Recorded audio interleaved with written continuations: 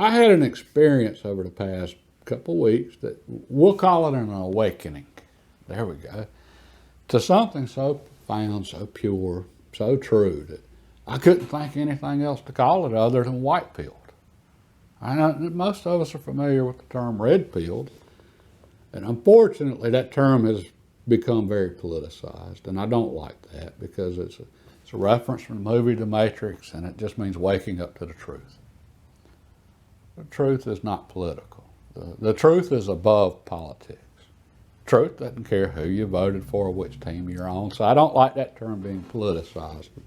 It's waking up to the truth, and a lot of people have been red-pilled over the past couple of years as far as to just how corrupt our governments and institutions have become.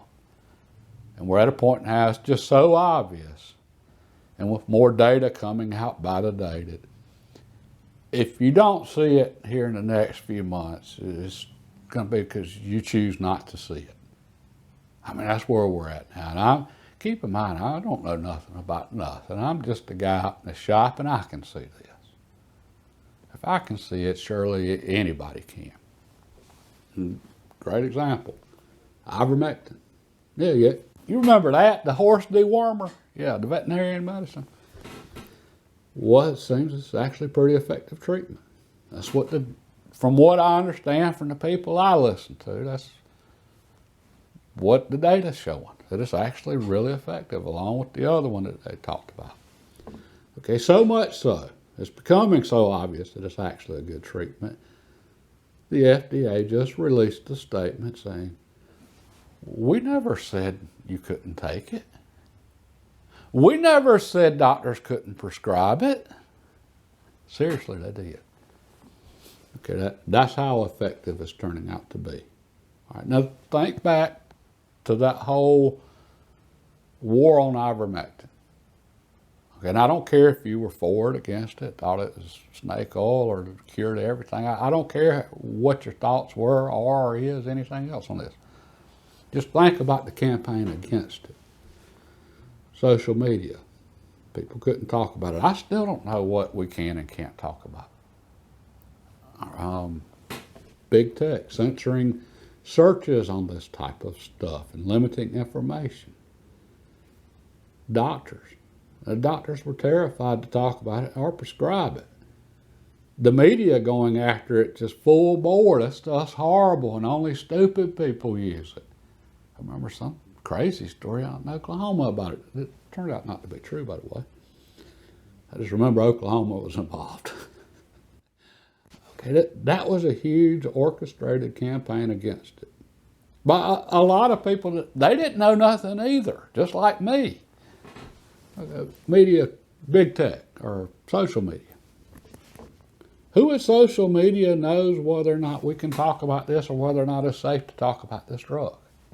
Where did they get their medical degree? All right, well, they're going to just say, well, the FDA told us to not let people talk about it. Stuff's dangerous. The same FDA that just released a statement saying, we never said you couldn't take it. We never said that doctors couldn't prescribe it. Yeah, that FDA. It took, just the sheer amount of corruption it took to make that whole campaign happen. Traditional media running stories about how horrible it is. Social media preventing people from talking about it. Government agencies, this stuff's awful. This is horse dewormer, don't take it. And that was intentionally misleading because most pharmaceutical drugs that are actually useful also have a veterinarian use, and ivermectin was developed for people, not animals. And I still ain't saying use it or don't, and I don't care what we're talking about. It's just a campaign against it. And near as I can tell, the only thing that's actually wrong with it is people couldn't make money on it because the patents had expired. Okay, now, look at the magical super cure they came out with. All right, when it first came out, I'm sure y'all remember this. All right, the cure's here. It's going to stop everything, and we're going to go back to normal. Be patient and line up for your shot. Okay. Then not long after that, it was Well, not all of you got your shot. You need to get your shot. And this, we got plenty, don't worry. This right here, come get your shot. And then that quickly turned into, okay, those of you that haven't got your shot, you're just being selfish. You need to get this shot now so we can end this and go back to normal. Then the government stepped in and said, all right, those of you that haven't got a shot, get your shot and get your booster, but get your shot or lose your job. And then it was get your shot or lose your job, lose your career, and we're not going to let you travel so you can't escape this insanity. So that's seriously, that's where that went. Okay, now little time's passed and studies are coming out on that one. Just not even studies, just plain observations. It doesn't seem to be all that safe or effective. As far as this efficacy, I think by the time they got to the fourth booster, it's becoming pretty obvious it wasn't doing what they thought it was going to do or working like they thought. Yeah. All right, well now, as far as its safety, and I don't care if you got the shot or didn't get the shot. Again, this isn't about that either. And if you got the shot, I hope you were safe and I hope it didn't harm you in the least. I'm seriously, I hope it helped you. I'm not for or against it either way. But now it's becoming pretty clear it's not all that safe. And safe means known not to cause harm.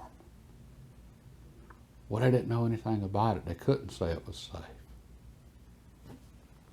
All right. And if you weren't hurt, well, that's great. But if you walked into a room and you picked up a revolver and put it to your head and played Russian roulette and it didn't go off, was that safe? I mean, you only had a 1 in 6 chance of getting hurt. Odds were in your favor, but was it safe? I said, no, it doesn't appear to be very safe.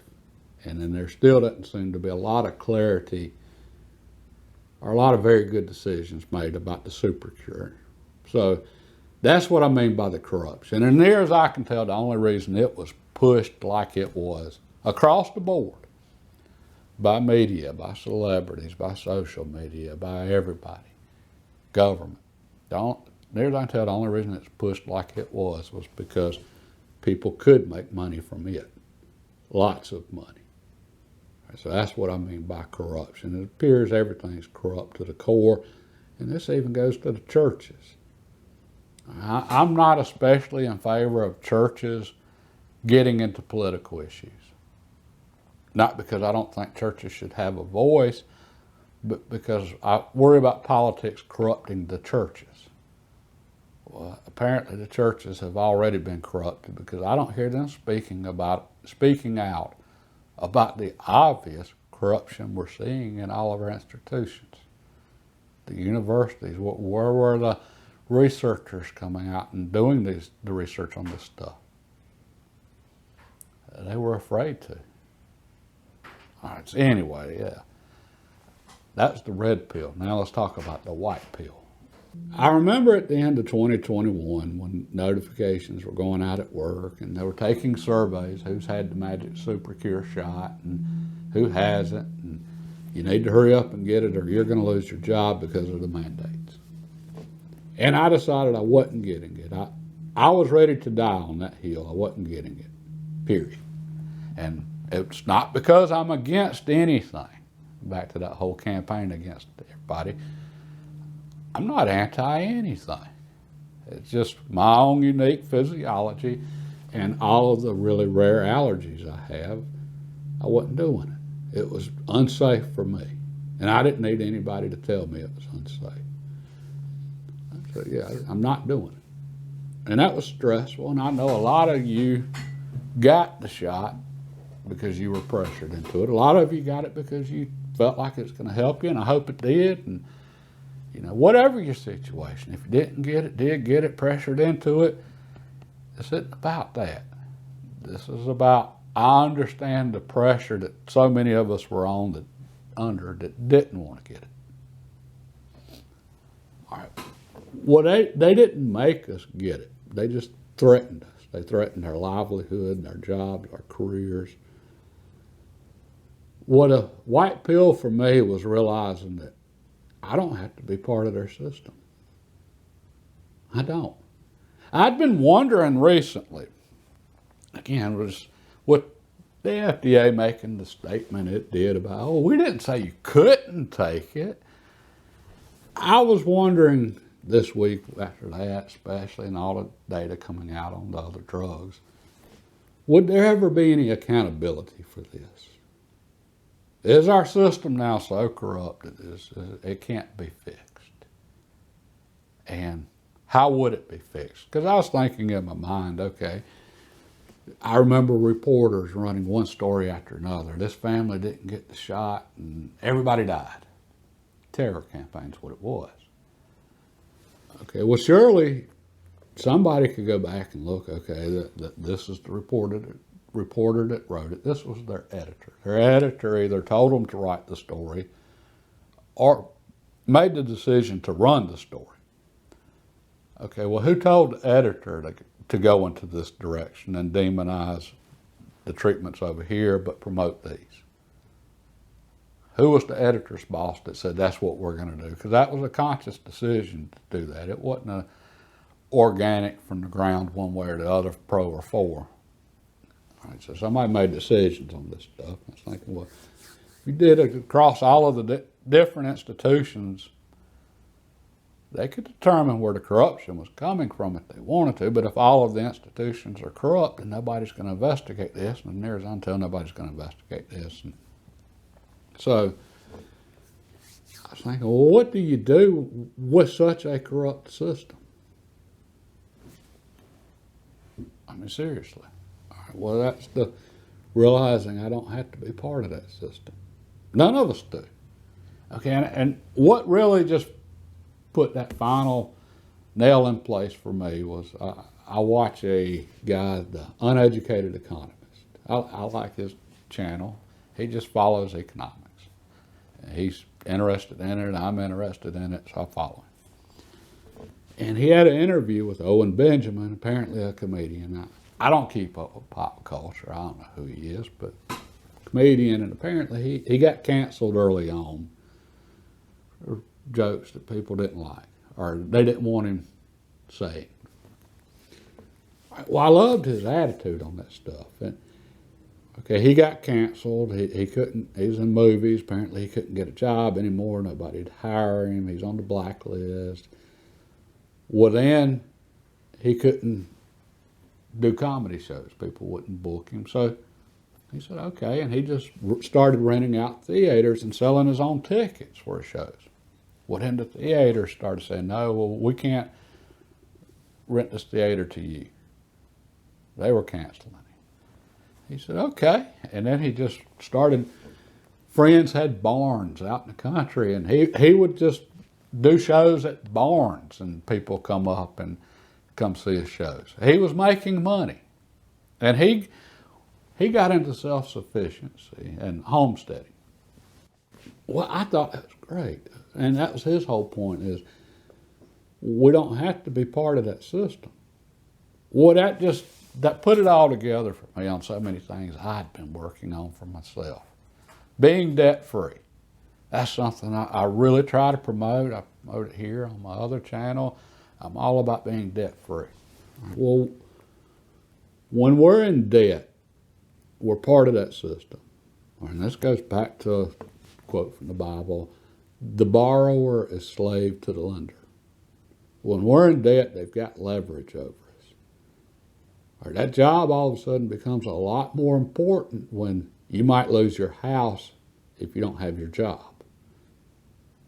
But if you're debt-free and then you don't have bills, your house is paid for, you're in a really good shape financially, maybe you grow a few things out in the garden, your costs are very little, you can find a job making a living and be happy.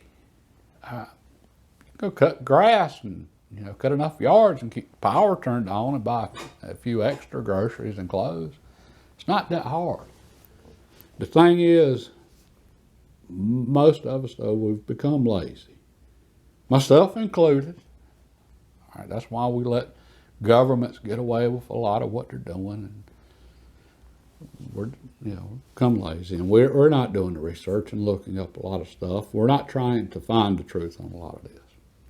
And we let them pressure us, have leverage over us for things like mandates and keeping our jobs, because we don't want to go find another job. There's other jobs out there. There's plenty of other ways to make money. It's just we're going to have to put a little work into it.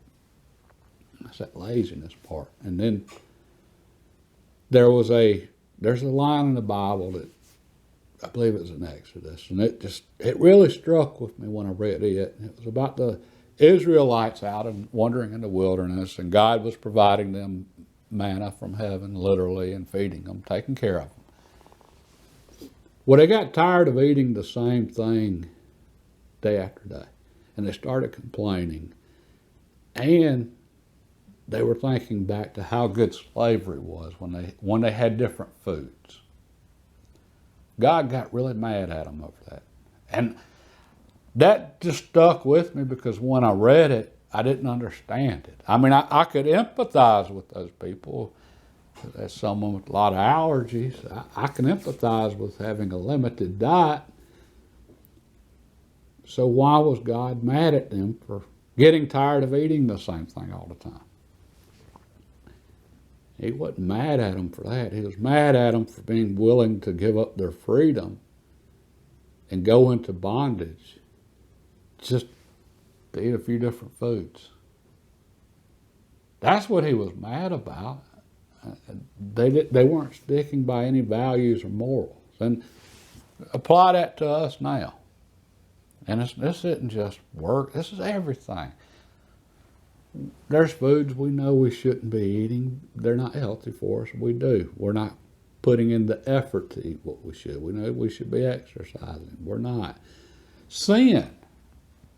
How many sins are just us pursuing instant physical gratifications or selfishness when we know we shouldn't be doing it? We don't have that moral, internal strength to say, I'm not going to go do that. Alcoholism, drug addiction. I mean, we have a lot of weaknesses. And I think that was what that was all about, God getting angry with them. They were willing to literally give away their freedom. How many of us are giving away our freedom to be part of the system when we don't have to? I do apologize for rambling on just then.